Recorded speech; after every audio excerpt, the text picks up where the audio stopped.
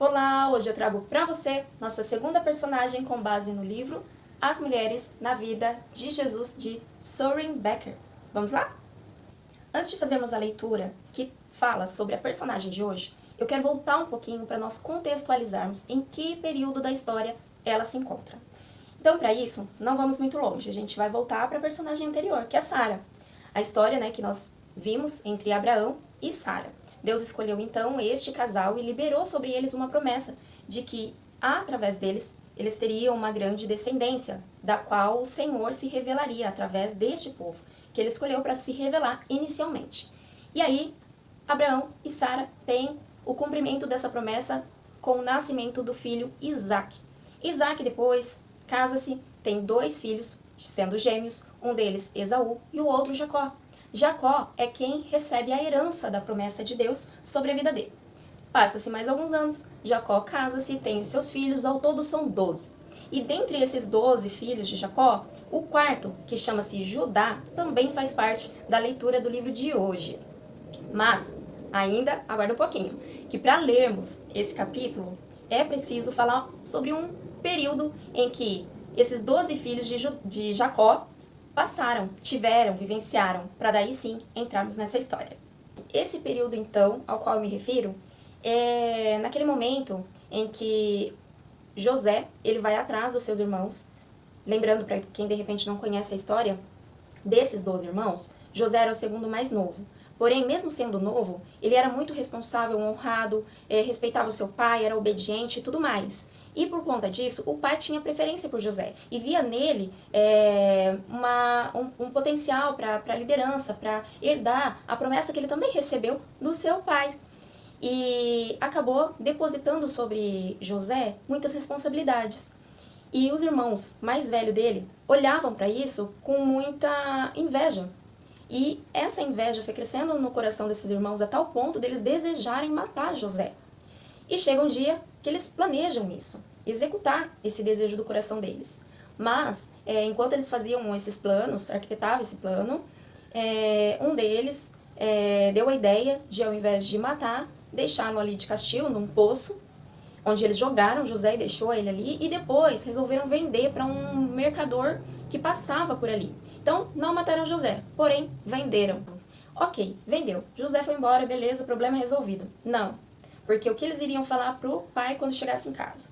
Então, a capa que Jacó havia feito para José e dado para José, que trazia esse simbolismo, de autoridade, de respeito e de confiança que o pai tinha sobre o filho, Jacó deu essa capa tendo toda essa representatividade para José. E essa capa acabou ficando quando eles venderam o irmão. E aí, para voltar para casa, eles fizeram o quê? Mataram um animal, sujaram a túnica de José com o sangue desse animal para, ao retornar, entregar aquela capa para o pai, Jacó, e dizer que o irmão havia sido atacado por feras e a única coisa que havia sobrado era a túnica.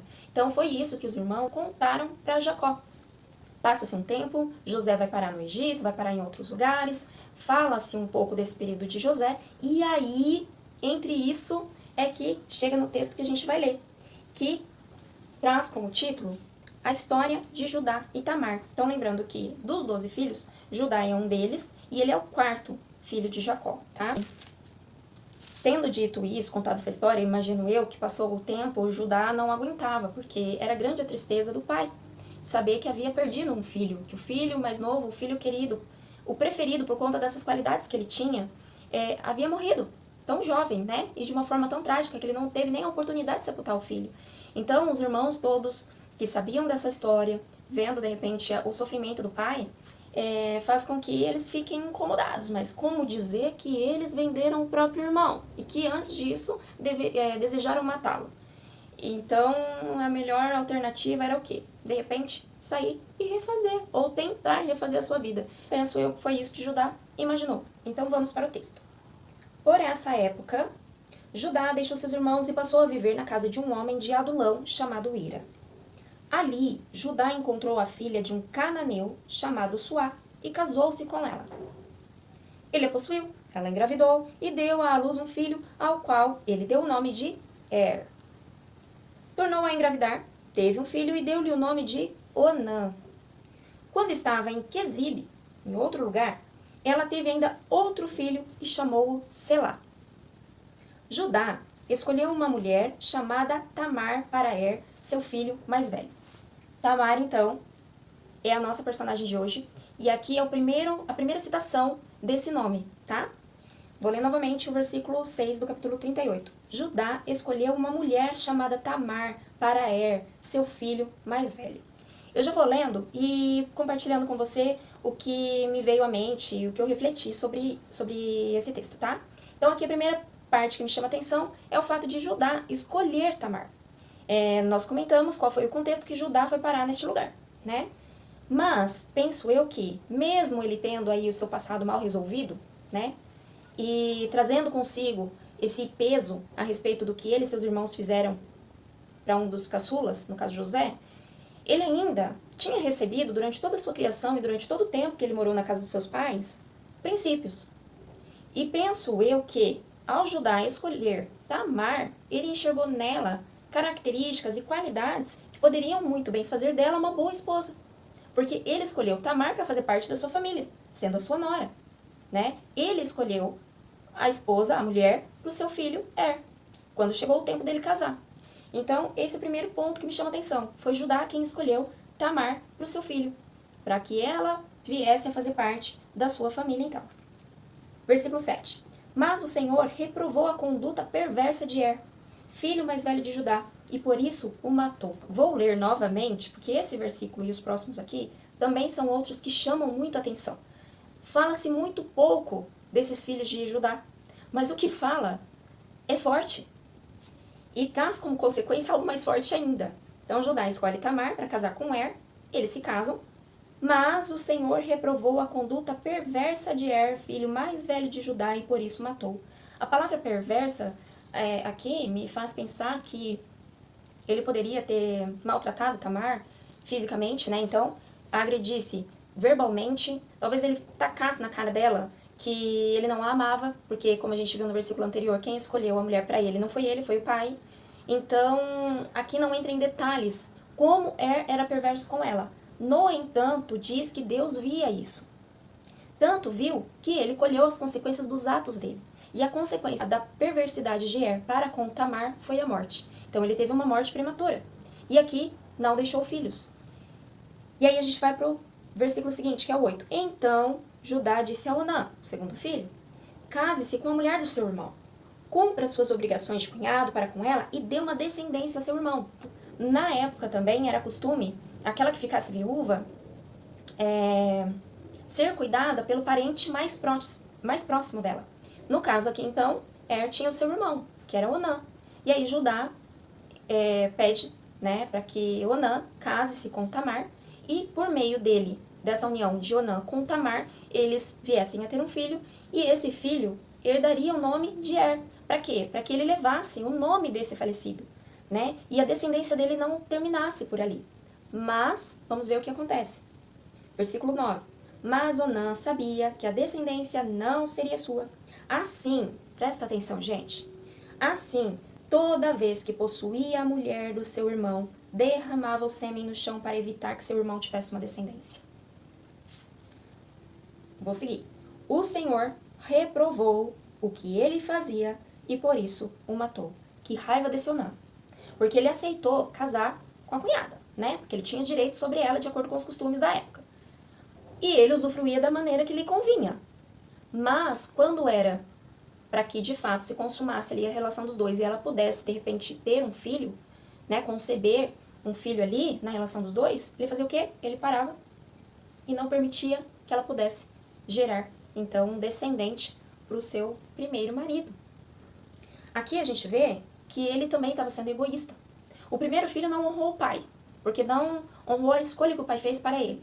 O primeiro filho não honrou a mulher, porque maltratava ela, muito provavelmente de várias maneiras. O segundo filho também não honrou o pai, porque ele tinha suas obrigações, de acordo com o costume que ele tinha conhecimento da época, casou com a mulher, mas não honrou o pai, porque ele sabia que a descendência não seria dele, mas seria do seu irmão. E por conta disso, ele impedia que Tamar engravidasse. Outra coisa, penso eu também, que o Senhor, com o primeiro marido que Tamar teve, não permitiu que ela tivesse um filho através dele, por conta do que ele fazia com ela. Mas talvez, através de Onã, ele pudesse ter uma descendência, ela pudesse gerar filhos. Só que ele tira isso de Tamar. E isso para uma mulher na época era extremamente importante. Ter a segurança de um homem, primeiro o marido, depois que o marido fosse embora, morresse ou qualquer coisa acontecesse. Se ela tivesse filhos e tivesse filho homem, era a segurança de que ela teria um futuro garantido, porque alguém estaria ali para cuidar dela. E Onã tira isso dela também. Então ele desonra o pai, porque não obedece, né, as hierarquias da época. Ele desonra a mulher, porque não permite que ela possa gerar um filho nela. Também não honra o seu irmão que morreu, porque não quer dar para ele uma descendência, alguém que perpetuasse o nome dele. E outra, ele também não queria isso porque, primeiro, que o filho não seria o seu descendente, seria do seu irmão, mas se o seu irmão tivesse um filho com Tamar por meio dele, essa criança receberia ou teria parte na herança de Judá, e era uma boa parte. Então ele também foi egoísta, porque ele pensou na herança que ele também poderia perder. E aí, a gente vê que, mais uma vez, Tamar, ela foi usada, aqui nesse segundo caso, ela foi usada da maneira que convinha para o seu cunhado, e agora então marido dela, e ele também não cuidava dela, não se importava com ela. Porém, o Senhor, mais uma vez, estava atento a tudo que estava acontecendo. Tanto que no versículo 10 diz, o Senhor reprovou o que ele fazia. E essa atitude dele também trouxe como consequência a morte. Aí, Tamar viu-se viúva pela segunda vez. E agora, o terceiro filho de Judá é muito novo, não tem idade ainda para se casar. E aí, o que Judá faz? Disse então Judá à sua nora Tamar, more como viúva na casa de seu pai, até que o meu filho Selá cresça. Mas por que ele fez isso? A gente lê aqui, porque temia que ele viesse a morrer como seus irmãos. Assim, Tamar foi morar na casa do pai. Tempos depois, morreu a mulher de Judá, filha de Suá. Passado o luto, Judá foi ver os tosqueadores do seu rebanho em Timna, com o seu amigo Ira, o adulamita. Quando foi dito a Tamar, seu sogro está a caminho de Timna para tosquear suas ovelhas. Ela trocou suas vestes, suas roupas de viúva, cobriu-se com um véu para se disfarçar e foi sentar-se à entrada de Enaim, que fica no caminho de Timna. Ela fez isso porque viu que, embora Selá já fosse crescido, ela não lhe tinha sido dada em casamento. Aqui eu quero abrir outro parênteses. Judá deu uma palavra para ela. Volta para casa dos seus pais como viúva, fica lá até meu filho ter idade para casar com você e aí cumprir as obrigações dele de cunhado e de parente mais próximo com você, né, para ser aquele que ia cuidar de você e ter uma descendência, né, enfim, ser o seu marido. Mas a gente vê que Judá não cumpre a sua promessa. Então, quando ela ouve dizer que o seu sogro está indo próximo do lugar onde ela morava, ela troca suas vestes, coloca um véu e fica num caminho por onde Judá fosse passar. E aí vamos ver o que acontece. Quando a viu, Judá pensou que fosse uma prostituta, porque ela havia encoberto o rosto. Não sabendo que era sua nora, dirigiu-se a ela à beira da estrada e disse, venha cá, quero deitar-me com você. Ela perguntou, o que você me dará para deitar-se comigo? Disse ele, eu lhe mandarei um cabritinho do meu rebanho. E ela perguntou, você me deixará alguma coisa como garantia até que eu mande? Ela sabia com quem estava lidando. Ele não, né? Então, aqui ela já não estava tão confiante da palavra de Judá. Duvidou dele, então pediu uma garantia. Aí disse Judá, que garantia devo dar-lhe? Respondeu ela, o seu selo com o cordão e o cajado que você tem na mão. Ele os entregou e a possuiu, e Tamar engravidou dele. Ela se foi, tirou o véu e tornou a vestir as vestes de viúva. Judá mandou o cabritinho por meio de seu amigo Adulamita, a fim de reaver da mulher sua garantia. Mas ele não a encontrou. E perguntou aos homens do lugar, onde está a prostituta cultual que costuma ficar na beira do caminho de Enaim? Eles responderam, aqui não há nenhuma prostituta cultual. Na época também tinham prostitutas, né, que serviam os seus deuses, oferecendo seu próprio corpo. Por isso, então, que Judá pensa que ela é uma prostituta. Mas eles dizem que ali não há nenhuma. Assim ele voltou a Judá e disse, não a encontrei. Além disso, os homens do lugar disseram que lá não há nenhuma prostituta cultual. Disse Judá: fique ela com o que lhe dei. Não quero que nos tornemos objeto de zombaria. Afinal de contas, mandei a ela este cabritinho, mas você não a encontrou. Cerca de 3 meses mais tarde, disseram a Judá: sua nora Tamar prostituiu-se, e na sua prostituição ficou grávida. Disse Judá: presta atenção, tragam-na para fora e queimem-na viva. Aqui dá vontade de socar Judá. Por quê? Por quê? Imagino eu que ele também, de certa maneira, culpou Tamar pela perda dos 2 primeiros filhos. Né? Ele talvez não tenha visto ou tenha tapado os olhos para as atitudes que os filhos dele tiveram para com Tamar. Mas foi mais fácil, de repente, jogar sobre ela uma culpa. Ou a própria culpa dele do que ele fez no passado com seu irmão, e lembrando a dor que eles haviam causado no pai, fez com que ele entendesse que aquilo era um castigo de Deus para ele. E por isso até que ele não cumpriu a palavra entregando seu filho mais novo para Tamar. Foi mais fácil mandar ela embora, não cumprir com a palavra, para não perder mais um filho, ou de repente jogar na costa dela de que ela era culpada da perda dos 2 maridos, por ter ficado viúva 2 vezes. A gente não sabe também como Tamar foi recebida e tratada durante o período que ela voltou para casa dos seus pais e esteve ali até esse momento, como a família dela recebeu ela de volta. Imagina, você sai da sua casa para casar, formar família, perde o primeiro marido, aí casa-se com o outro morre também. Você volta para casa com viúva para esperar o outro crescer, para depois ser dado em casamento novamente. Gente, imagina que constrangimento essa mulher não passou. Imagina quantas coisas essa mulher não viveu, quantas dores, quantos sofrimentos essa mulher passou, gente. Enfim. E aí, Judá, ele não, voltando aqui para a palavra, Judá, ele não cumpre com a sua palavra, não entrega o seu filho mais novo, mesmo tendo atingido a idade para casamento, e para assumir Tamar como mulher. Ele não cumpre a sua palavra. E aí, quando ele escuta que Tamar está grávida e alguém fala que ela se prostituiu, na prostituição dela ela engravidou, aí a autoridade que ele tinha sobre ela como sogro volta. E aí o que ele diz? Tragam-na para fora e queimem-na viva. Simples assim. Não tá nem aí para ela. E muito menos para a criança que está dentro dela. Mas, vamos prosseguir. Versículo 25. Quando ela estava sendo levada para fora, mandou o seguinte recado ao sogro: estou grávida do homem que é dono destas coisas. Lembra? E acrescentou: veja se o Senhor reconhece a quem pertencem este selo, este cordão e este cajado. Judá os reconheceu os objetos e disse: ela é mais justa do que eu, pois eu devia tê-la entregue a meu filho Selá. Depois disso, encerrou a conversa, né? A sentença que ele havia dado sobre ela, ele viu que era injusta. Ele reconheceu a sua falha para com Tamar. Ele acolhe ela, porém, ele não voltou a ter relações com ela. Quando lhe chegou a época de dar à luz, havia gêmeos em seu ventre. Enquanto ela dava à luz, um deles pôs a mão para fora. Então a parteira pegou um fio vermelho e o amarrou no pulso do menino, dizendo: este saiu primeiro. Mas quando ele recolheu a mão, seu irmão saiu, e ela disse: então você conseguiu uma brecha para sair. E deu-lhe o nome de Pérez. Depois saiu seu irmão, que estava com fio vermelho no pulso, e foi-lhe dado o nome de Zerá. Então aqui, eu acho interessante, a gente encerrou aqui o capítulo, mas eu acho interessante que Deus acabou, na rebeldia de e Onã, os 2 filhos de Judá, tirou a vida deles. Né? Eles tiveram a morte como consequência das suas más atitudes. E Judá perdeu 2 filhos. Mas depois aqui, com Tamar, ele ganha 2 filhos. É como se Deus estivesse restituindo os filhos que ele perdeu. E, para finalizar,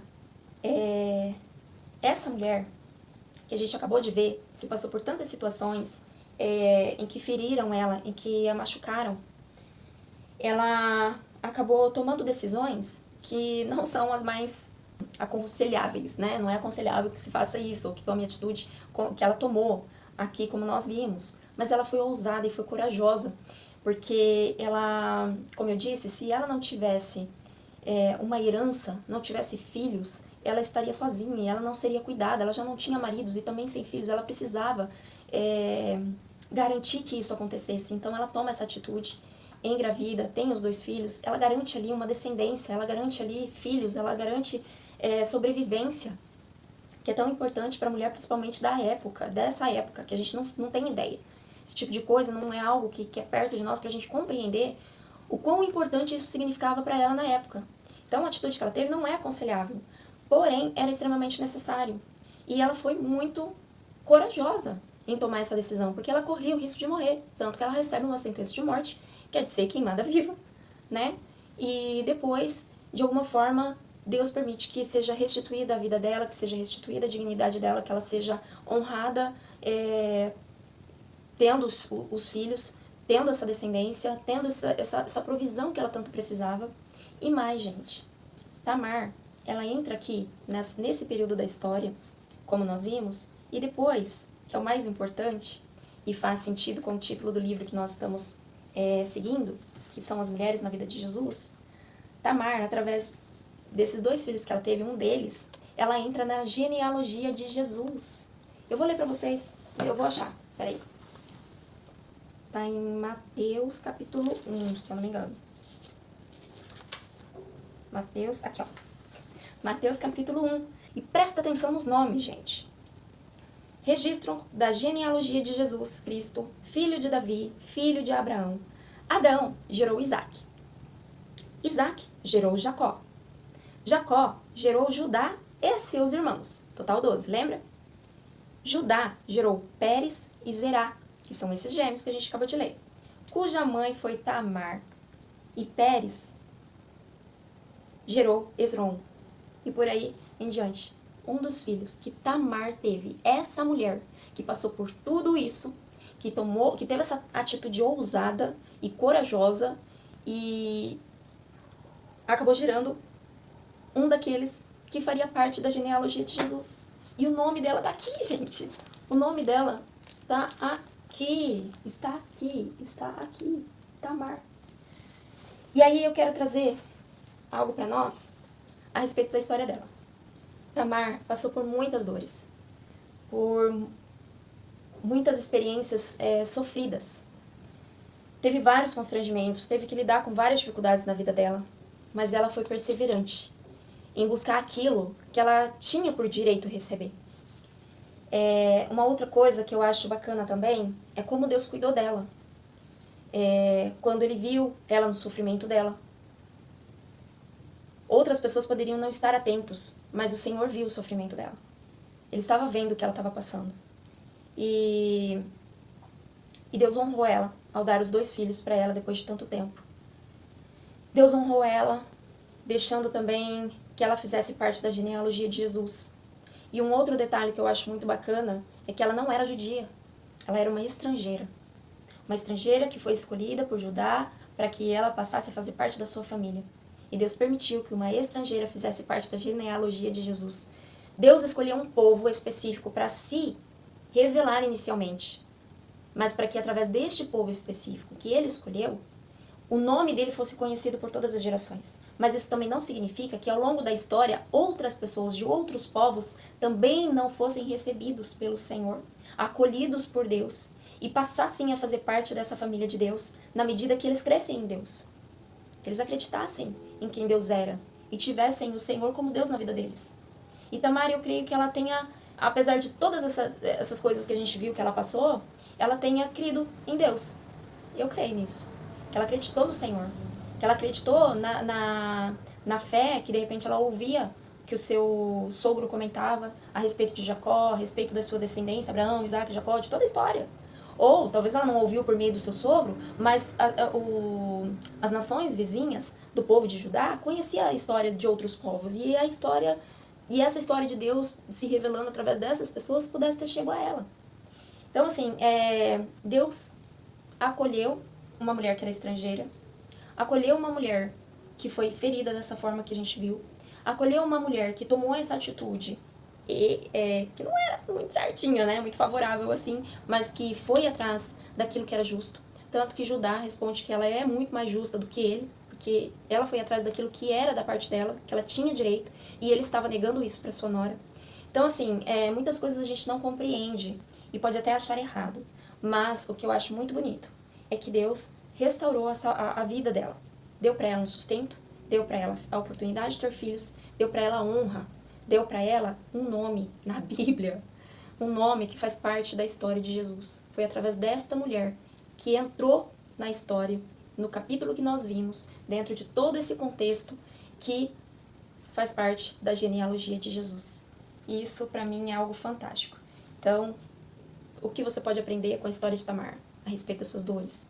O que você pode aprender a respeito do Senhor, daquele que cuida do órfão e da viúva? A gente tem uma palavra que diz que Deus é marido das viúvas e pai dos órfãos. Deus não deixa as pessoas sozinhas. Ele está atento a tudo e a todos, a cada detalhe, a tudo que acontece. Ele sabe que está no íntimo, no meu coração, do teu coração. Ele sabe das necessidades de cada um. Ele sabe o quanto nós somos justos ou injustos, o quanto nós agimos de maneira correta ou incorreta, e por que a gente age da maneira que a gente age. Ele sabe, ele conhece toda a nossa história, muito antes de nascermos. E até o fim dos nossos dias, ele conhece todinha a nossa história. E ele convida também a mim e a você a fazer parte desse povo que pertence ao Senhor. Então, hoje finalizamos a história de Tamar e eu aguardo você para o próximo capítulo. Até mais!